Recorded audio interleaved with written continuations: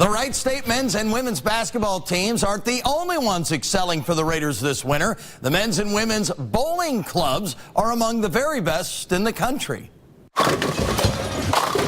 As a team, the camaraderie and the communication is just top notch. Made it, baby. They're just solid together. So the women's team, currently 4th in the nation. We've won 7 tournaments. We're just bowling really well this year. We put a lot of time in to be as successful as we are, so it's really nice to get recognized.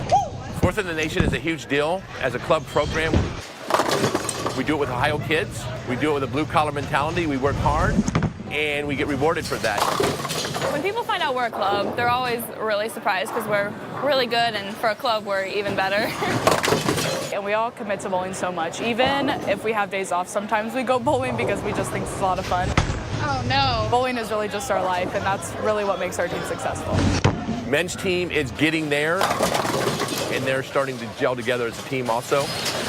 We were 30th in the country. We're now 14th. Well, the girls' team is more well-known because they're always in, like, top 5 of the rankings every year. So we're trying to get back up to where the girls have been. For us to be able to practice with them and bowl next to them is a privilege because we can learn things from them that they're going to learn from us as well. And that's great because when we sit in a meeting after, the tournament, it's not just always talking about the girls. Now we're talking about the guys and the girls. So now our family has become really big. So now it's the Wright State bowling family's doing really well. We're a legit team. It's not something we do as a leisure activity. We take it as a real sport. Next person on the team has to make the spare any way they can.